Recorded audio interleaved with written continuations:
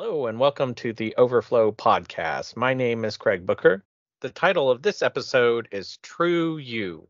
A lot of the material for this week's episode was inspired by Craig Groeschel's book, The Power to Change, Mastering the Habits That Matter Most. Note, I will talk a lot about mental health, but please note this is not a substitute for therapy or mental health care. I am not a counselor or physician. If you need help with mental health challenges, please find a qualified mental health professional. The title of this episode is True You. Craig Groeschel says who you think you are drives your behavior. Your who changes your do. He also goes on to say it's critically important for you to know who you are. So, where do we tend to get our identity? There are three places we tend to get our identity from. One is what others think of us. Two is our worst sins or habits. And third is our enemy. So first, let's talk about what others think of us. A quote from Craig Groeschel's book, it says, "We tend to define ourselves by what we believe influential people in our lives think about us." Psychologists call this the looking glass self. We see ourselves through the eyes of others. We let those people define us, but that is not who we are. The second area that we tend to get our identity from is our worst sins or habits. Craig Groeschel says that we can also define ourselves by our worst sins or habits.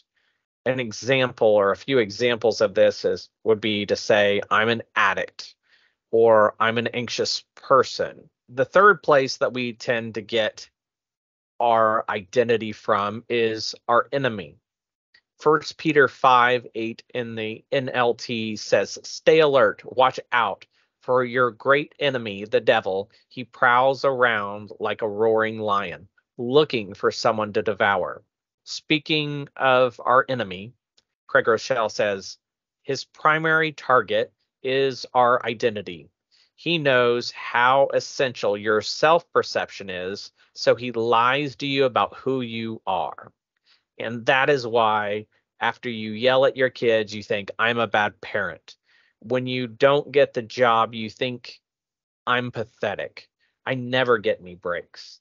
When you realize you didn't read your Bible plan or pray again this week, you think, I'm a bad Christian.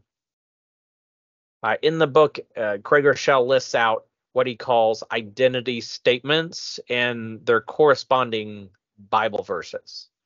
So I'll read through these quickly, and I encourage you to look through the talk notes if you'd like to take a deep dive on these. So identity statements and Bible verses. So Isaiah 62:12 says we are sought after. Isaiah 43:4 says we're precious in his sight. 2 Corinthians 5:17 says we're a new creation in Christ. Romans 8:1 says we're not condemned. Colossians 1:14 says we're forgiven. 1 John 3:1 says we're loved. So there are several. There's a long list of these. I encourage you to go through them. For this section, we also have an exercise. And in this exercise, it says, let's identify some of the voices that have accused you and told you things about yourself that are not true. It says, has someone in your family or some other close relationship consistently told you something that you have come to believe about yourself, even though it is not based in truth? List those lies. Next, list any accusations you consistently repeat about yourself that are not on your list of lies, whether or not you know their origin.